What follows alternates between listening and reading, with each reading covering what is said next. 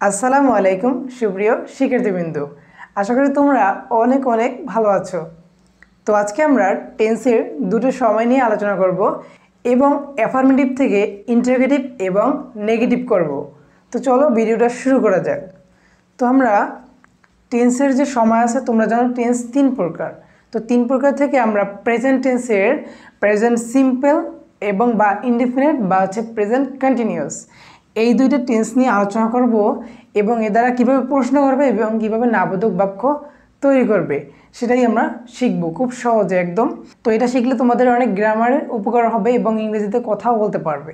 তো চলো শুরু করা যাক। আমরা এখানে জানি টেন্স তিন প্রকার, এখানে আমরা লিখব প্রেজেন্ট টেন্স।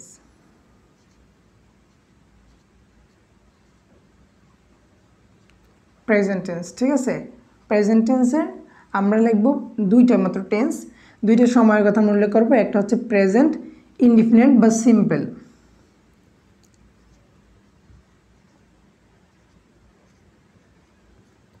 প্রেজেন্ট ইনডিফিনিট বা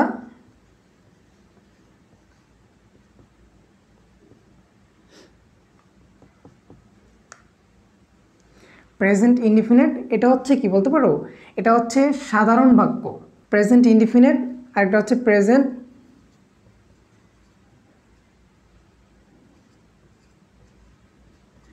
কন্টিনিউয়াস।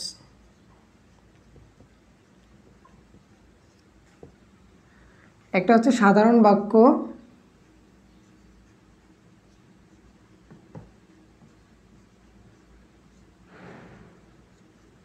আর একটা হচ্ছে চলমান বা ঘটমান। এই কন্টিনিউয়াস দ্বারা কোনো কিছু চলমান বা ঘটমান, মানে গাড়ি চলছে বা আমি খেলতেছি, আমি পড়তেছি, এগুলো হচ্ছে কন্টিনিউয়াস টেন্স। আর সাধারণ বাক্য যেগুলো আমরা সাধারণ বলে থাকি, আমি খাই, আমি যাই, আমি পড়ি, এগুলো হচ্ছে সাধারণ বাক্য। তো কিভাবে তোমরা বাক্য তৈরি করবে এটাও আমি শেখাবো একদম খুব সহজে, একদম বেসিক থেকে শেখাবো। তো চলো ভিডিওটি আমরা ভালোভাবে লক্ষ্য করি।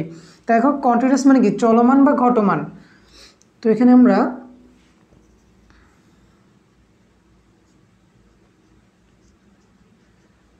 চলমান বা ঘটমান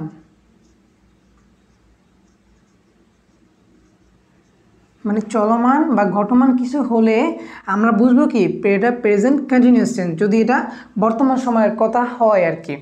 তারপর দেখো আমরা এখান থেকে কিভাবে অ্যাফার্মেটিভ থেকে নেগেটিভ করব এবং ইন্টারোগেটিভ করব। তো খুব সহজে আমরা করতে পারি এবং তোমরা যাতে বুঝতে পারো আমি এভাবেই ছোট্ট ছোট্ট সেন্টেন্স দ্বারা শুরু করব, ঠিক আছে। তো দেখো আমরা একটা সেন্টেন্স এখানে লিখি। তোমরা জানো দুই বা ততোধিক ওয়ার্ড মিলিত হয় একটা সেন্টেন্স গঠিত হয়। আমরা এখন দুই বা ততোধিক একটা ওয়ার্ড মিলিত করব, ঠিক আছে। এখন দেখো এখানে লিখি আই প্লে,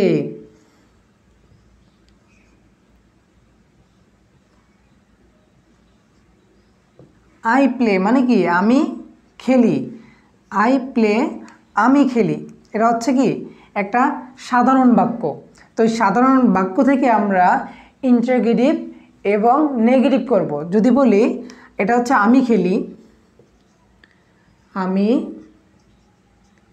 খেলি। যদি বলি আমি খেলি না, তাহলে কি করতে হবে এখানে, এখানে শুধু এর সাথে ডু নট যুক্ত করতে হবে। কি করতে হবে, ডু নট যুক্ত করতে হবে।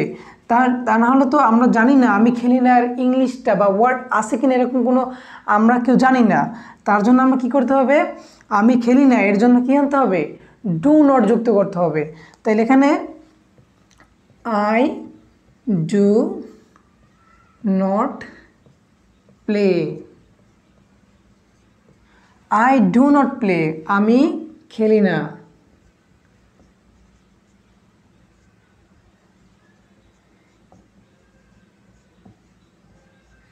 আমি খেলি না। তো দেখো আই ডু নট প্লে, এখানে আমরা ডু নট কিন্তু আনছি, কিন্তু এখানে আমরা যদি এখন এটাকে যদি ইন্টারোগেটিভ করতে যাই, প্রশ্নবোধক করতে যাই, সেক্ষেত্রে কী হবে, এখানে শুধু নটটা উঠে যাবে, বাকিগুলা এই ডু এখানে চলে আসবে।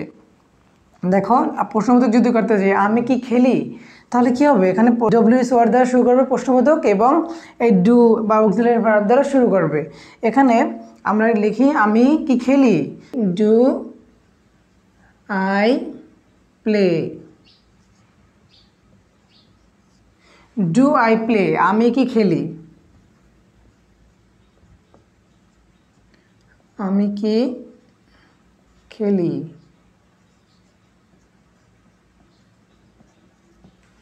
ডু আই প্লে, আমি কি খেলি। তো এখানে এই যে প্রথম যে বাক্যটা বা প্রথম যে সেন্টেন্সটা, এটা হচ্ছে আই প্লে, আমি খেলি। এর স্ট্রাকচারটা কি টেন্সের ভাষায় দেখো একটু, subject plus verb plus object. তো এখানে একটা বিষয় খেয়াল করো, এই সাবজেক্টের সাথে যদি আমরা একটা ভার্ব যুক্ত করি আমাদের সেন্টেন্স ক্ষয়ে যায়, আমাদের অবজেক্টের দরকারও নাই। যদি আমাদের কথাটা বা সেন্টেন্সটা বড় করতে যাই সেক্ষেত্রে আমরা অবজেক্টটা আনবো, কিন্তু এখানে যদি আমি লিখতাম আই প্লে ফুটবল, আমি ফুটবল খেলি, তো এখানে যদি ফুটবল দিতাম তাহলে অবজেক্ট থাকতো, কিন্তু এই দুইটা নিয়েও সাবজেক্ট প্লাস ভার্ব নিয়ে একটা সেন্টেন্স হয়ে যায়। অসংখ্য সেন্টেন্স করতে পারবে সাবজেক্ট প্লাস ভার্ব দিয়ে। তোমরা যদি চাও একটু বড় করতে সেন্টেন্সটা অবজেক্ট যুক্ত করবে, যেমন আই প্লে ফুটবল, আমি ফুটবল খেলি, এখানে ফুটবল যদি লিখে দিই আই প্লে ফুটবল, তাহলে এখানে সাবজেক্ট কি আই, প্লে হচ্ছে ভার্ব, মেইন ভার্ব, তারপর অবজেক্ট হচ্ছে ফুটবল। দেখছো কি সহজ। তো ঠিক একই নিয়মে আমরা এইভাবে করব। আমরা যখন খেলি না বলবো আমি খেলি না, আমি খাই না, আই ডোন্ট ইট, আমি খাই না। তো আমরা আরেকটা এক্সাম্পল দেই,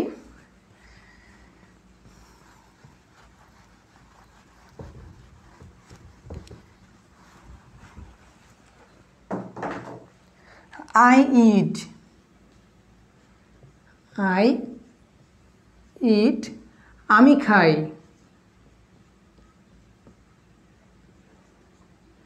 আমি খাই। আই ইট মানে কি, আমি খাই। এখন যদি বলি আমি খাই না তাহলে কি হবে, আই ডোন্ট ইট। যদি বলি খাই না সেক্ষেত্রে নাবোধক করার রুলস হলো কি, ডু নট যুক্ত করা হবে। এটা শুধু প্রেজেন্ট টেন্সের সময় হবে, কিন্তু এটা পাস্টে হবে না বা ফিউচারেও হবে না, এটা শুধু প্রেজেন্টের সময় হবে। তাহলে আমরা কি করব, এখানে পাস্টে হয়ে যাবে কি, ডিড দিয়ে প্রশ্ন শুরু করতে হবে, ডিড নট দিয়ে শুরু করতে হবে। কিন্তু এখানে আমরা যদি প্রেজেন্টে আসি সেক্ষেত্রে আমরা কি করব, ডু দিয়ে প্রশ্ন শুরু করব এবং সাথে একটা নট যুক্ত করব। দেখো আই ডু নট ইট, আমি খাই না, আই ডু নট ইট। যদি বলি আমি পড়ি না, আই ডু নট রিড, আমি পড়ি না। এখন যদি আমরা ইন্টারগেটিভ পড়তে যাই সেক্ষেত্রে কী হবে, দেখো ডু আই, ডু দিয়ে শুরু করতে হবে ইন্টারগেটিভে, ডু আই ইট। ইন্টারগেটিভ করার শেষে তোমরা একটা প্রশ্নবোধক দিবে, তাই ডু আই ইট, আমি কি খাই, ডু আই ইট, এখানে নট আসবে না, এটাকে করার সময় কী আসবে না, নট আসবে না, ডু আই ইট, আমি কি খাই। তো এ হচ্ছে সাধারণ বাক্য। এগুলো তোমরা কীভাবে দেখলে অ্যাফার্মেটিভ থেকে কীভাবে নেগেটিভ করতে হয় এবং কীভাবে ইন্টারগেটিভ করতে হয়। তো আশা করি তোমরা এটা ভালো করে শিখতে পারলে। তো এখন আমরা এই প্রেজেন্ট কন্টিনিউয়াস বা চলমান বা ঘটমান এই যে টেন্সটা আছে এটা থেকে আমরা অ্যাফার্মেটিভ থেকে ইন্টারগেটিভ, ইন্টারগেটিভ থেকে কি করব, ইন্টারগেটিভ থেকে নেগেটিভ করব। তো চলো আমরা দেখি একটা উদাহরণের সাহায্যে এবং খুব সহজে বোঝার চেষ্টা করি। তো উপরের বাক্যটা তোমরা বেশি বেশি প্র্যাকটিস করবে। যেমন উপরে ইন্ডিফিনিট সাধারণ বাক্য নিয়ে তোমরা এখান থেকে কী করে, প্রথমে থাকবে অ্যাফার্মেটিভে, অ্যাফার্মেটিভ থেকে তোমরা নেগেটিভে নেবে, তারপর কি করবে, তারপর তোমরা এখান থেকে ইন্টারগেটিভে নেবে। তো এরকম ধাপে ধাপে তোমরা যদি বেশি বেশি সেন্টেন্স স্ট্রাকচার তৈরি করো তাহলে তোমাদের একটা গ্রামাটিক্যালের একটা বিষয় তোমরা ভালোভাবে বুঝতে পারবে এবং তোমরা খুব সহজেই বেশি বেশি প্রশ্ন তৈরি করতে পারবে। তো আমরা এখন প্রেজেন্ট কন্টিনিউয়াস চলমান বা ঘটমান টেন্সের স্ট্রাকচারটাকে আগে জানবো না, আগে একটা সেন্টেন্স দেখি তারপর স্ট্রাকচারটা জানি। তো আমরা এখানে লিখব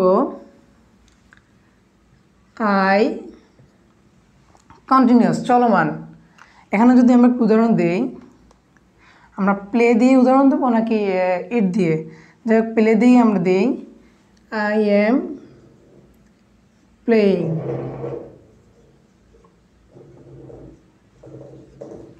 আই এম প্লেয়িং মানে কি, আমি খেলতেছি, আই এম প্লেয়িং, আমি খেলতেছি বা খেলছি, ঠিক আছে। তো এখানে লিখি আমরা আমি খেলতেছি।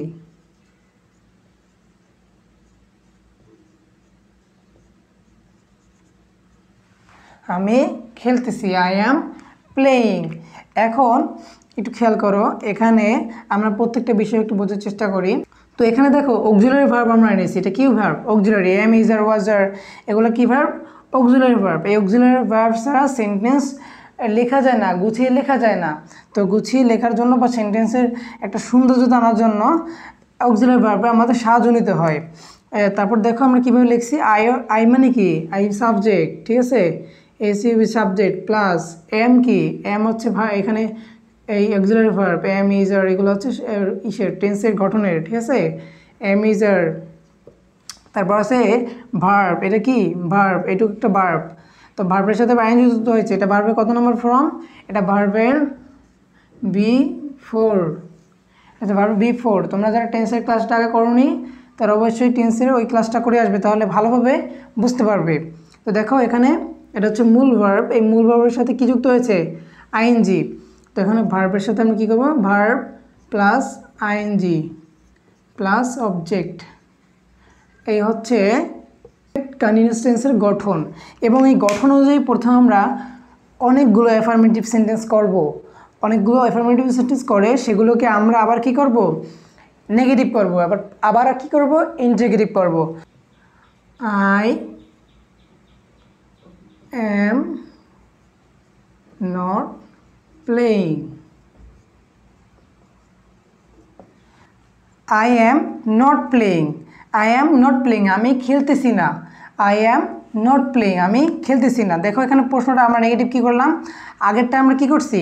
আগেরটা আমরা ডু যুক্ত করছি, কিন্তু এখানে ডু যুক্ত করার প্রয়োজন নাই, কেননা এখানে অক্সিলারি ভার্ব আগেই আছে। তো সেক্ষেত্রে আমাদের এখানে ডু আনার কোনো প্রয়োজন নাই। তাহলে আমরা কি নিয়ম অনুযায়ী কি আমাদের সাবজেক্টের পরে এম, তারপর নট যুক্ত করতে হবে অক্সিলারি ভার্বের সাথে, অক্সিলারি ভার্বের সাথে নট যুক্ত হবে, সাবজেক্টের সাথে সাবজেক্টের পর অক্সিলারি ভার্বের সাথে নট যুক্ত হবে, তারপর প্লেয়িং, প্লেয়িংই থাকবে। আই অ্যাম নট প্লেয়িং, আমি খেলতেছি না। এবার যদি বলি আমি কি খেলতেছি, তাহলে কী হবে? এই যে অক্সিলারি ভার্ব আছে এটা এখানে চলে আসবে, কিন্তু নট আসবে না, এখানে অক্সিলারি ভার্ব চলে আসবে। দেখো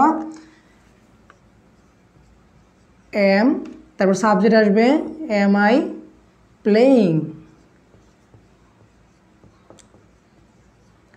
এম আই প্লেয়িং, আমি কি খেলতেছি। এম আই প্লেয়িং, আমি কি খেলতেছি। এম আই রিডিং, আমি কি পড়তেছি। এম আই স্লিপিং, আমি কি ঘুমাচ্ছি। তো এরকম তোমরা হাজার হাজার সেন্টেন্স এভাবে তৈরি করতে পারো। দেখো এম আই প্লেয়িং, আমি কি খেলতেছি, আমি কি খেলতেছি,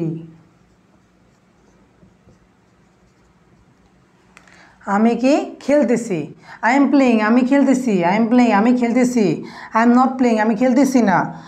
আই এম আই প্লেয়িং, আমি কি খেলতেছি। তো এভাবে তোমরা প্রশ্ন তৈরি করবে এবং বেশি বেশি স্ট্রাকচারটা ফলো করে তোমরা এরকম প্রশ্ন তৈরি করার চেষ্টা করবে, তাহলে দেখবে কি ইংরেজি যে কোনো কিছু বানিয়ে বানিয়ে লিখতে পারবে। তো আশা করি তোমাদের আজকের ভিডিওটা খুব ভালো লেগেছে। তো ভালো লাগলে অবশ্যই লাইক করবে এবং আমার চ্যানেলটি সাবস্ক্রাইব করে পাশেই থাকবে।